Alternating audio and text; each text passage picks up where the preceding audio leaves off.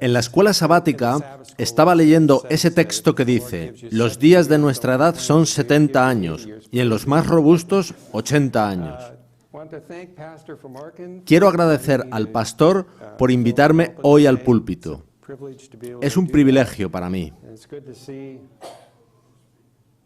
Me alegra reencontrarme con tantos amigos. Quisiera también presentaros al pastor Lim y a su familia.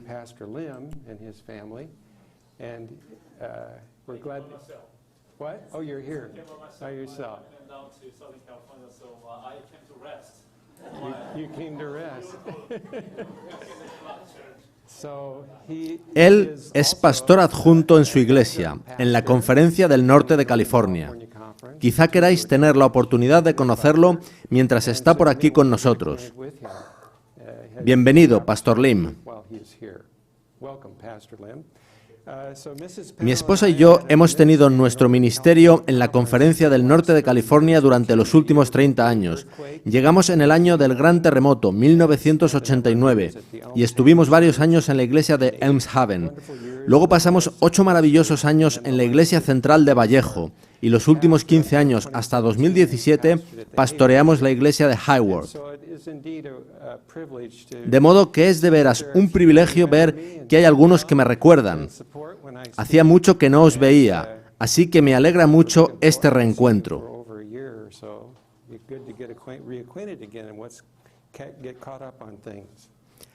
Comencemos con una oración. Querido Padre que estás en los cielos, esta mañana queremos levantar a Jesús, que nuestros corazones puedan ser atraídos a Él. Lo pedimos en el nombre de nuestro Salvador. Amén. Estas últimas Navidades me encontraba conduciendo por el desierto de Nevada. Iba de California a Michigan. Y recibí una llamada de la esposa de mi hermano menor, diciéndome que éste había sido diagnosticado con un cáncer de pulmón en fase 4, con metástasis en el hígado. Los doctores le habían desahuciado, por lo que le habían enviado a casa bajo el cuidado de la unidad de enfermos terminales. Mientras conversábamos, María, su esposa, me decía: Bruce se está muriendo. ¿Cómo puede suceder esto tan de repente? Él parecía perfectamente normal en acción de gracias y ahora está completamente desahuciado. Me llamó también su anterior esposa, Mary Dale, de Indiana, y me imploraba: vas a hablar con él, ¿verdad? Prométeme que hablarás con él. Dile que él es digno.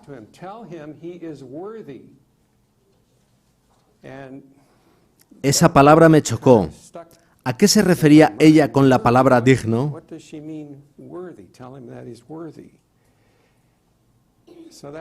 Yo iba solo, conduciendo, y escuchar algo así puede carcomerte hasta dudar de si te estás volviendo loco.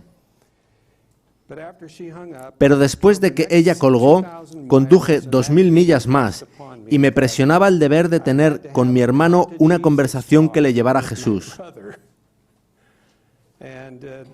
Una conversación así iba a ser muy complicada, pues aunque había tenido frecuente contacto con mi hermano, él nunca había mostrado ningún interés por la religión.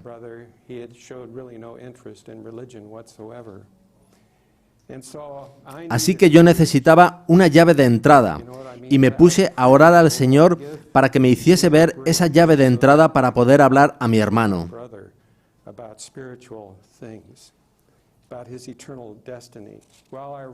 Llegué a su casa un sábado.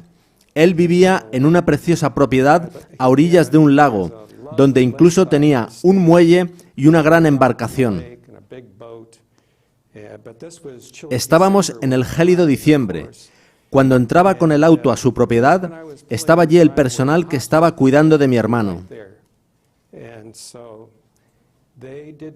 Ellos tuvieron la gentileza de acompañarme al interior de la casa, y allí me encontré a mi hermano, acostado en una cama de hospital colocada en el salón, donde tantas agradables reuniones familiares habíamos disfrutado.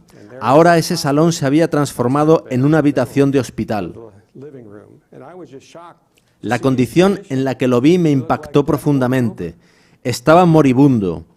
Al acercarme, le di un fuerte abrazo y le dije, «Te amo, hermano». No pude decir nada más porque se me puso un nudo en la garganta, pero yo le abrazaba fuertemente. Estaban allí varios miembros de la familia y la esposa de mi hermano me pasó una Biblia diciéndome, «Léele a tu hermano». Pero el personal que estaba a su cuidado quería verlo y realizar sus protocolos, por lo que yo, de momento, tenía que quedarme al margen. Según avanzaba el día, se hacía claro que a Bruce le quedaba muy poco tiempo. Respiraba como un moribundo. Los que hayáis pasado tiempo con un moribundo sabréis lo que es eso. Yo lo pasé con mi padre 3 años antes y ahora lo pasaba con mi hermano menor. Llegaban a la casa más miembros de la familia y antiguos colegas de trabajo para ver a Bruce. Ellos hablaban de tiempos mejores. Bruce a veces estaba despierto y a veces dormido. Y cuando estaba a punto de ponerse el sol y terminar el sábado, el Señor actuó de un modo muy misterioso. Definitivamente fue una señal para mí.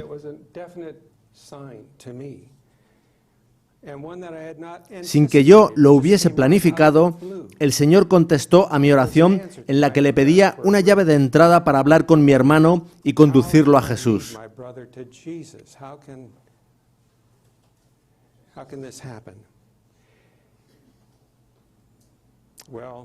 El médico personal de mi hermano había fijado para ese sábado una cita para verlo a las 5 de la tarde.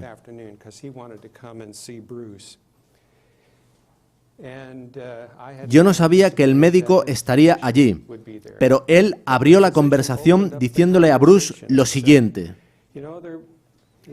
Hay cosas en la vida sobre las que tenemos control, pero hay otras sobre las que no lo tenemos. Y entonces le preguntó a mi hermano, ¿quieres vivir? Mi hermano respondió, no quiero morir. Él estaba impactado de encontrarse en ese estado.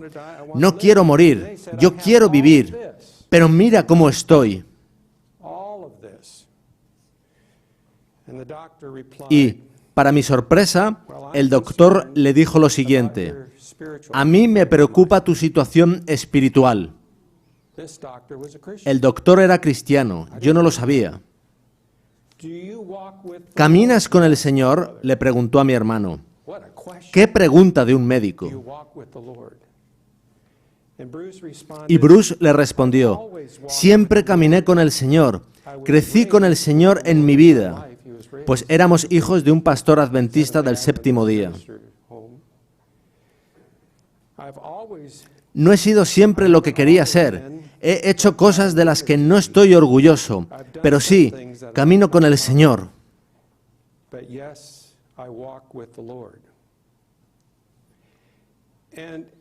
El doctor parecía no tener nada más que decirle.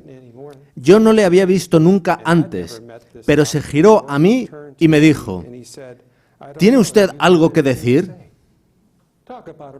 Ahí estaba la llave de entrada por la que yo había orado. No creo que él supiera que yo era pastor.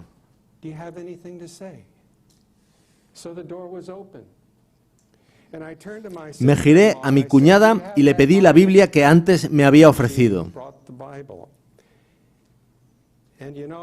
Y cuando uno está a punto de tener la última conversación coherente con su hermano, hay que ir a por todas.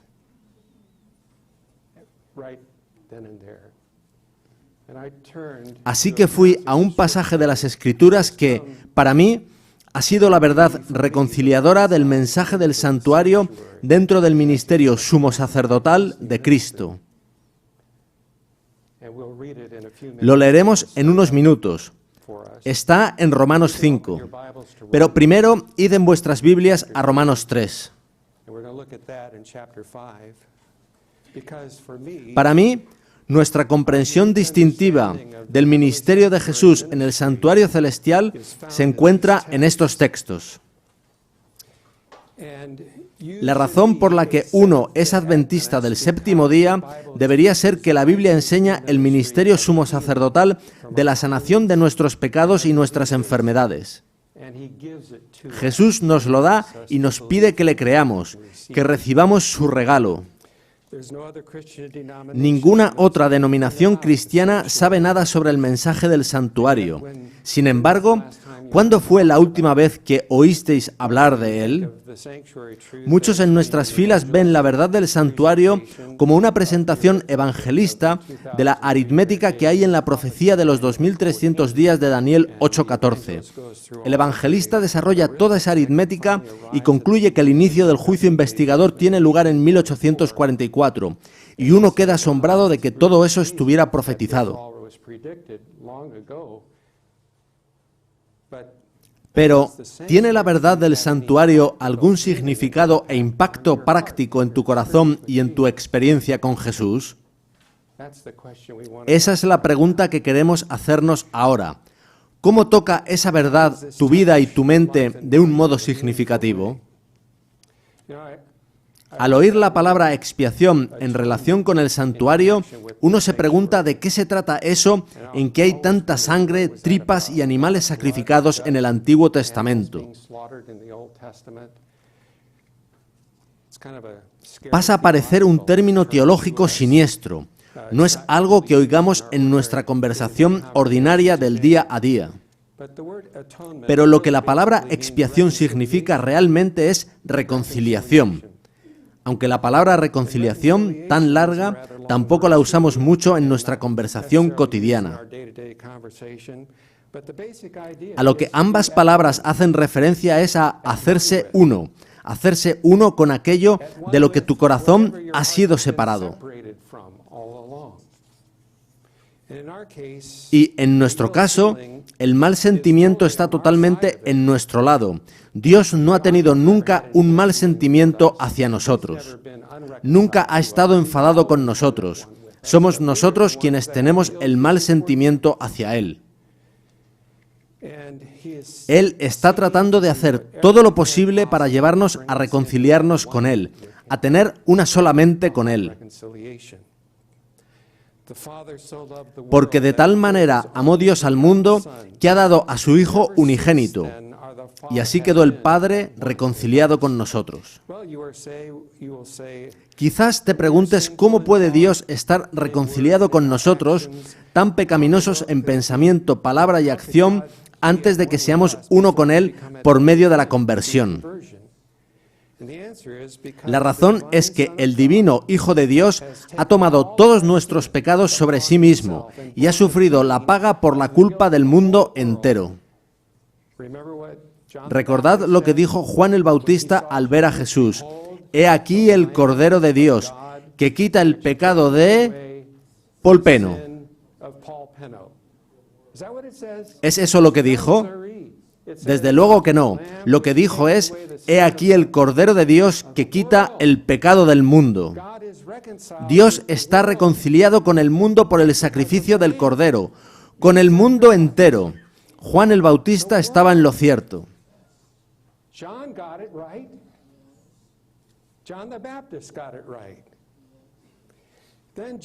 Más adelante, Jesús diría lo siguiente en Juan 6:33. Porque el pan de Dios... ¿A cuántos os gusta el pan? Tengo un nieto que está aficionándose a la panadería. Y ahora también su hermana. ¿Qué significa el pan para la mayoría del mundo? Significa la vida. El pan es la vida.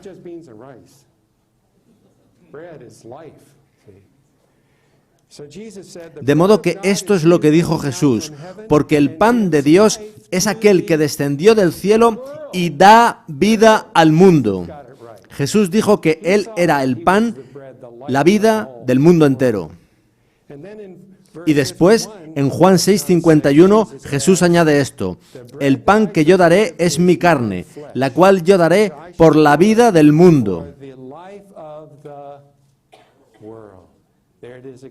Ahí está de nuevo el aspecto universal del sacrificio de Jesús, su vida dada por el mundo entero. Así que el Hijo de Dios ha hecho por el mundo entero algo que va mucho más allá de simplemente hacerle una oferta.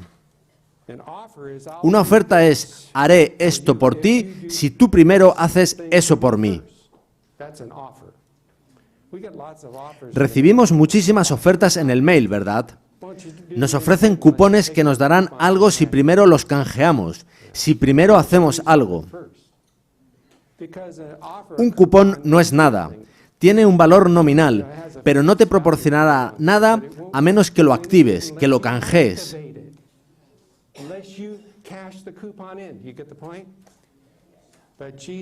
Pero Jesús no es un cupón. Él no es una oferta, ni a ti ni al mundo. Él activamente se da a sí mismo, a ti individualmente y al mundo entero. De manera que el Hijo de Dios ha tomado sobre sí mismo el pecado del mundo entero y ha cargado ya sobre sí toda la culpa, la cual lo mató, y todo ello bajo su propia iniciativa. No hay modo en que podamos entender eso excepto dándonos cuenta de que Cristo ha dado a todo pecador, y no meramente ofrecido, la absolución de sus pecados. Pablo lo explica en Romanos tan claramente que es como un rayo del sol penetrando en una habitación oscura. La Biblia lo dice muy claramente.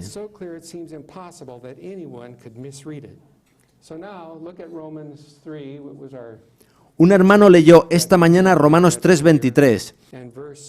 Veamos ahí lo que Dios ha mostrado a adventistas del séptimo día. Esto es lo que dice en Romanos 3:23. Por cuanto todos pecaron, eso me incluye a mí, os incluye a vosotros e incluye al mundo entero. Por cuanto todos pecaron y están destituidos de la gloria de Dios, del carácter de Dios, del amor de Dios, siendo justificados gratuitamente por su gracia. ¿Quiénes son justificados? Los que pecaron, todos. Es eso lo que el texto dice.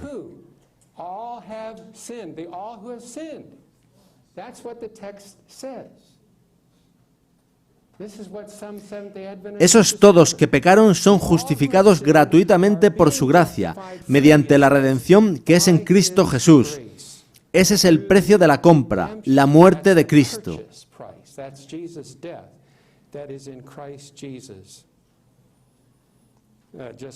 La Nueva Biblia Inglesa lo traduce así: todos han pecado y están destituidos del esplendor divino, y son justificados por la sola gracia de Dios a través de su acto de liberación en Cristo Jesús.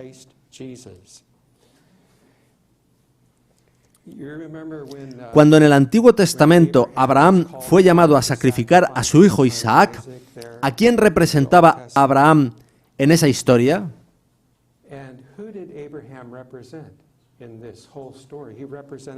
Abraham representaba al Padre Celestial, quien fue llamado a sacrificar a su hijo unigénito. ¿Estuvo Isaac de acuerdo con este plan de Abraham, su padre? Isaac aceptó, ¿verdad? La respuesta de Isaac de amor a Dios, de adoración a Dios, fue un reflejo del amor de su padre y de su disposición a sacrificar a su hijo unigénito.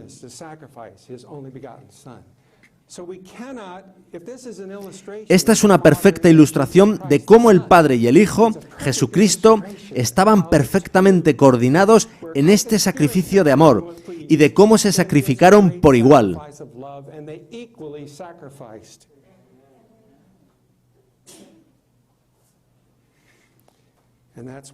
Y por eso el texto dice que son justificados por la sola gracia de Dios a través de su acto de liberación en Cristo Jesús. Padre e Hijo igualmente implicados.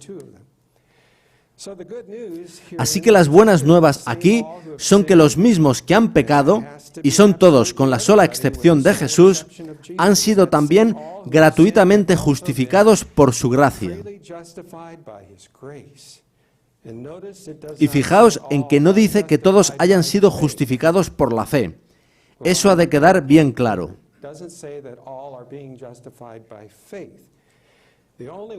Los únicos que experimentan la justificación por la fe son los que dicen amén al regalo que ha sido puesto en sus manos. Es así como experimentan la justificación por la fe. Sin embargo, la demanda legal de la ley, que exige la muerte eterna del pecador, fue satisfecha por Jesús para todos cuando murió en la cruz. Ese regalo ha sido dado a todos, tanto a santos como a pecadores. La gracia nunca es merecida, siempre es gratuita. No está limitada a algunos para excluir a otros. Por tanto, todos son gratuitamente justificados. Por cierto, en esta obra, la palabra justificar equivale a perdonar de una sentencia de muerte. Tenemos redención por su sangre, y su sangre fue derramada por todos, no solo por algunos. En Tito 2, 13 y 14 dice que nuestro Salvador Jesucristo se dio a sí mismo por nosotros para redimirnos de toda iniquidad. Así que no podemos limitar la redención en Cristo a algunos. Pablo dice a menudo que todos son justificados gratuitamente. ¿Significa esto que automáticamente todo el mundo será salvado eternamente en el cielo? No, pues tristemente muchos resisten el regalo y lo rechazan. El que alguien te dé un regalo no significa necesariamente que tú lo recibas con gratitud. ¿No es así?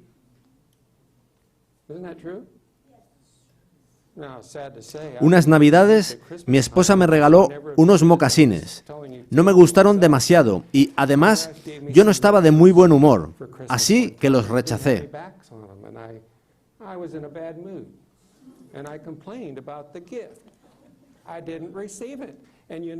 ¿Y sabéis qué? El regalo fue a parar a mi cuñado, que lo reclamó para sí. La verdad es que a todo ser humano se le ha dado a Jesús como redención legal de la ley de Dios, la cual exigía la muerte de aquel debido a sus pecados. A todo el mundo se le ha dado ese regalo, pero no todo el mundo lo aprecia. Solo los que con gratitud dicen amén son los que experimentan el perdón, la justificación por la fe.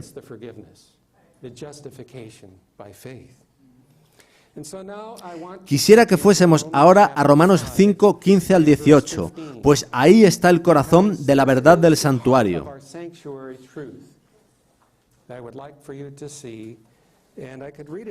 Podría leéroslo de la King James, pero como no quiero duplicar, os lo leeré directamente de la New English Bible. Pero la gracia de Dios, ahí está la cruz, es mucho mayor que la transgresión de Adán. Porque si la transgresión de éste trajo la muerte a muchos, ¿la trajo a todos? Su efecto es ampliamente superado por la gracia de Dios, de nuevo la cruz. Y la dádiva es una dádiva, un regalo, no una oferta, que vino a tantos por la gracia de un hombre, Jesucristo. Y, de nuevo, la dádiva de Dios, ahí está otra vez, es una dádiva, un regalo, no una oferta o un cupón que hay que canjear. Y, de nuevo, la dádiva de Dios no puede compararse en su efecto con el pecado de aquel hombre, Adán, pues la acción judicial que siguió a aquella ofensa, el pecado de Adán, resultó en un veredicto de condena, la muerte eterna. Pero el acto de gracia, la cruz, que siguió a tantas transgresiones, los pecados de todo el mundo, resultó en un veredicto de absolución. ¿Oísteis eso? Lo que algunos adventistas del séptimo día vieron en la Biblia es exactamente lo que decía Juan el Bautista y también Jesús al decir que Él era el pan que daba vida al mundo. Sigue diciendo, pues si por la transgresión de un hombre reinó la muerte, mucho más vivirán y reinarán por uno solo, Jesucristo, los que reciben en mucha mayor medida la gracia de Dios y el don de su justicia. Shall they live and reign through the one man, Jesus Christ? Indulge me reading the next verse. It follows. Por tanto, así como por una transgresión, el pecado de Adán, vino condenación, la muerte eterna, a todos los hombres, por un acto justo, la cruz, vino absolución y vida a todos los hombres. Recibid el regalo, creedlo. No busquéis explicaciones raras, como hacen muchos comentarios bíblicos. Por cierto, este es el texto que leí a mi hermano. Solo tenía una oportunidad, así que le presenté la verdad del santuario tal y como aparece en este texto. Luego volveré a eso. Ellen White presentó frecuente respaldo al mensaje de Jones y Waggoner de justificación por la fe. Esto dijo ella: en su gran misericordia, el Señor envió un preciosísimo mensaje a su pueblo por medio de los pastores Waggoner y Jones. Este es el mensaje que Dios ordenó que fuera dado al mundo, proclamado con un fuerte pregón y acompañado por el abundante derramamiento de su Espíritu. Esa es la lluvia tardía del Espíritu Santo. La necesitamos. La obra no puede ser concluida sin la lluvia tardía. Y, evidentemente, esa lluvia es un mensaje. Así que, brevemente, el mensaje es: el Padre dio a su Hijo para ser uno de nosotros para siempre. El Hijo murió por el mundo y tomó sobre su naturaleza sin pecado nuestra naturaleza caída y pecaminosa. Se hizo uno de nosotros, tomó nuestra naturaleza, no cediendo nunca a la tentación. Murió la segunda muerte por todo hombre. No es que se ofreciera a hacerlo, sino que lo hizo. Y así pagó la paga por los pecados de todos. Él logró esto en la cruz. Esto significa que tomó sobre sí mismo la condena que correspondía a todos. Es solo en este sentido legal que podemos decir que Cristo ha perdonado los pecados de la raza humana. Ellen White dice frecuentemente que Cristo salvó, perdonó y redimió a la raza humana. Pero esto no es antinomianismo. Esto no es despreciar la ley, ni es universalismo, que enseña que todos serán salvos en el fin independientemente de lo que crean, lo cual es falso. Todo ser humano tiene libertad de elección para creer o no, para recibir el regalo que ha sido puesto en sus manos. Y Cristo ha comprado ese regalo para todo ser humano tan ciertamente como dio Dios la primogenitura a Esaú. Esaú tenía la primogenitura, ¿verdad? Dios se la había dado, pero él no la apreció. La vendió por un guiso de lentejas. Permitidme resumir brevemente lo que significa esto para la familia humana, no solo en términos de lo que John Wesley llamaba gracia preveniente. Imagino que muchos de vosotros conocéis que hay una élite en nuestra iglesia que proclama que somos arminianos y seguidores de la doctrina de Wesley,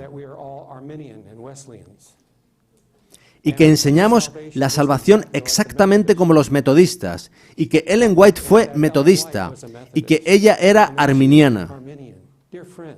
Queridos amigos, puede haber algunas similaridades, Pero la comprensión adventista de la justificación por la fe está en línea con nuestra enseñanza de la verdad del santuario, lo cual significa que incluye el perdón de los pecados en armonía con la ley de Dios. Y por cierto, no veo metodistas adorando en sábado.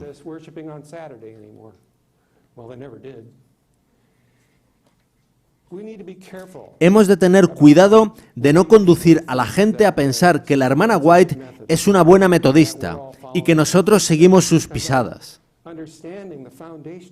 El fundamento de nuestra fe es la verdad del santuario. Mantiene en armonía el perdón de los pecados y los 10 mandamientos.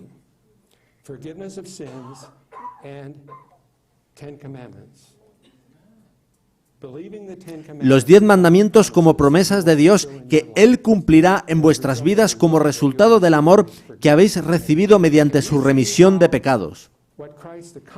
Podéis ver cómo lo que Cristo logró en la cruz y ha dado a todo ser humano puede ser el impulso principal que os motive a creer que Dios cumplirá su ley en vuestras vidas. Si podéis, entonces vuestro corazón está reconciliado con Dios. Sois uno con Él. El mal sentimiento se ha esfumado, porque Cristo lo sacó. Y ese es el corazón de la verdad del santuario. No son solo los cálculos. Y cuando vi esto en la Biblia, en Romanos 5, mi corazón revivió.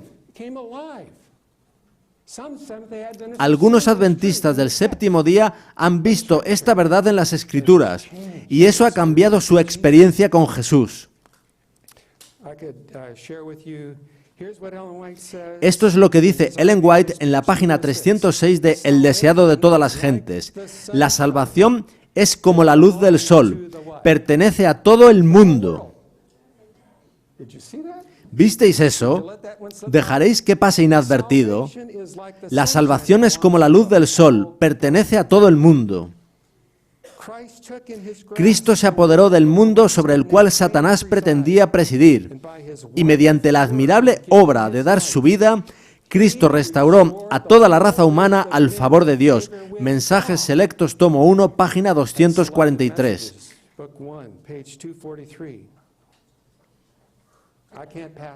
No puedo pasar por alto la siguiente cita. Todos los hombres han sido comprados por este precio infinito. Creyentes o no, todos los hombres son propiedad de Dios. Palabras de vida del Gran Maestro, página 326. Veremos una más de El Camino a Cristo, página 68. Ellen White escribió este libro cuando estaba en Australia. Ella estaba trabajando en El deseado de todas las gentes, y había tanto material de sus escritos anteriores que, además del deseado de todas las gentes, que tiene unas 600 páginas, ella decidió producir otros libros, tales como El discurso maestro de Jesucristo y El camino a Cristo. Y qué bendición ha sido ese libro.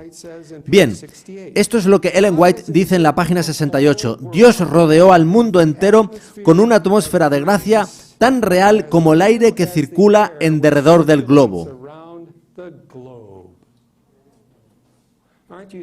¿No estáis agradecidos?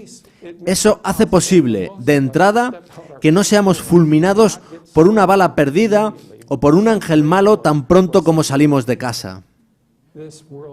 En este mundo hay una atmósfera de la gracia de Dios.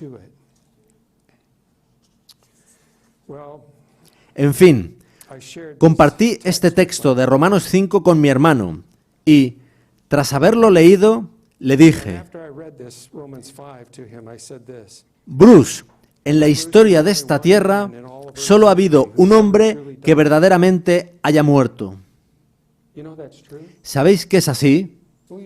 Quizás os preguntéis por tantos cementerios que están tan llenos de gente.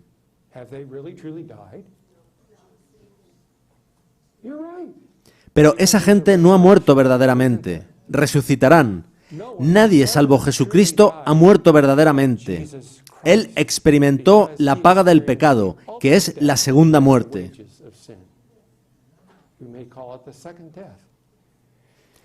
De modo que le dije a mi hermano que solo había un hombre en la historia de la tierra que hubiese verdaderamente muerto, y era Jesucristo. Él sufrió la paga del pecado y dijo adiós a la vida para siempre. Dijo adiós a su Padre Celestial para siempre. Muriendo en la cruz pagó por todo pecador. Y le dije además, Bruce, hermano mío, Cristo te da su vida y ahora mismo te declara no culpable. En Él eres digno.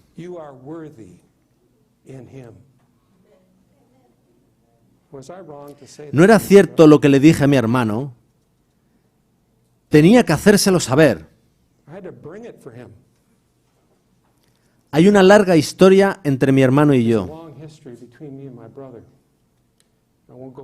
No entraré en detalles, pero os digo que tenía un gran respeto por mi hermano y por sus logros en los negocios. ¿Y sabéis? Cuando le dije que él era digno en Cristo, el doctor movió su cabeza y dijo, sí. Le dije, Bruce, ¿recibes a Jesús como un regalo para ti? Y él dijo, sí. Eso cambió totalmente la perspectiva de las cosas, pues esas fueron prácticamente las últimas palabras entre él y yo. Tuvimos un servicio de unción allí mismo. El doctor, María y yo mismo, confesando nuestros pecados, aplicamos el aceite en su frente, reconociendo la presencia del Espíritu Santo. Fuimos sanados de nuestra culpa. Todos necesitábamos sanación. Yo la necesitaba, el doctor también. Fueron quitados nuestros pecados y nuestros corazones unidos con Cristo. Y si la alienación y enemistad de corazón entre uno y Dios es eliminada, no se pasa a estar en paz con Dios. Y nadie que está en paz con Dios va a permanecer en desacuerdo con los 10 mandamientos de Dios, ¿verdad? Uno se hace obediente a todos los 10 mandamientos si su corazón está reconciliado con Dios. Y eso incluye el 4º mandamiento, el del sábado. Y por eso los adventistas del séptimo día hemos de proclamar al mundo esta verdad del santuario de un modo que metodistas y católicos puedan ver esa verdad en armonía con el perdón de Dios y el regalo que Él ha dado a todo hombre.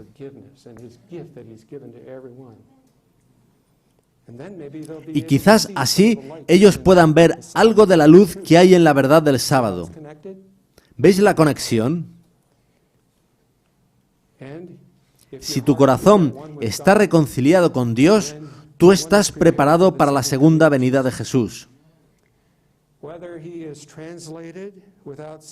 Sea siendo trasladado sin ver la muerte cuando vuelva Jesús, o sea siendo resucitado entonces. Bien, mi hermano ya no tuvo muchos momentos de lucidez después de aquello. Murió al día siguiente. Yo llegué allí un sábado y él murió el día siguiente. Escuché durante toda la noche los sonidos de la muerte, que llegaban hasta mi dormitorio, y yo oficié su funeral una semana después.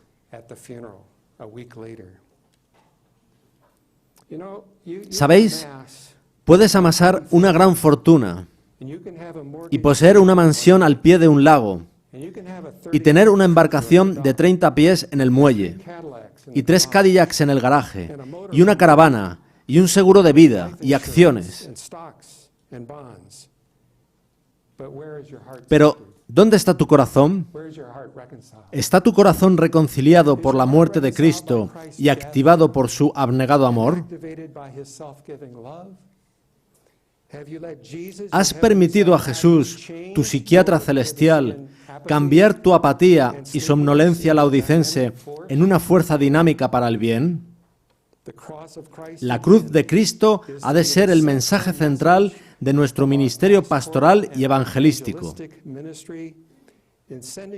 Al enviarnos el muy precioso mensaje de 1888, el Señor pretendía que toda iglesia adventista del séptimo día fuese el punto al que la gente quisiera acudir para escuchar el amor de Dios proclamado en el sacrificio de Cristo. Veremos otra cita de Ellen White sobre este asunto, esta en la Review and Herald del 22 de noviembre de 1892. Dice así: el tema que atrae el corazón del pecador es Cristo y Cristo crucificado. Sobre la cruz del Calvario, Jesús se revela al mundo en un amor sin igual, presentando así a las multitudes hambrientas, y la luz de su amor ganará a los hombres de las tinieblas a la luz, y de la transgresión a la obediencia, y a la verdadera santidad. Ahí está el mensaje de 1888, el perdón conectado con la verdad del santuario. La contemplación de Cristo en la cruz del Calvario despierta la conciencia para que perciba el carácter odioso del pecado como no puede hacerlo ninguna otra cosa. Así que, como un supervisor midiendo cuidadosamente una extensión de tierra, era la intención de Dios que la Iglesia Adventista del Séptimo Día proclamara en un modo en que ningún cuerpo corporativo había hecho nunca la anchura, la longitud, la altura y la profundidad del amor ágape desplegado por Jesús en el Calvario. Finalmente, esta apreciación de lo que costó al Hijo de Dios salvar al mundo motivará a los corazones de personas sinceras en todo el mundo a prepararse para las escenas finales de la historia de la tierra y el retorno de Jesús. Hay alrededor de 25 millones de adventistas del séptimo día en todo el mundo.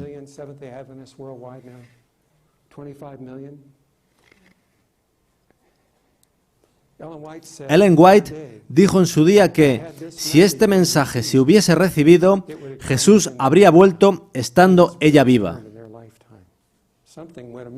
Algo se nos extravió y queremos recuperarlo de la Biblia y proclamarlo y compartirlo con el mundo.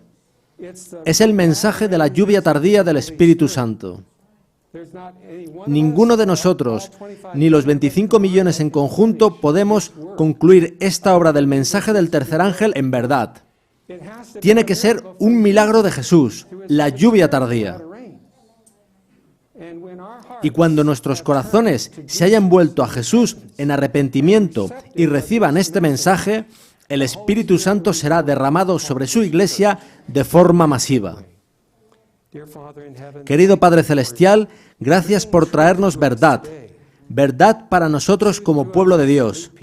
Es en el nombre de Jesús que lo pedimos. Amén.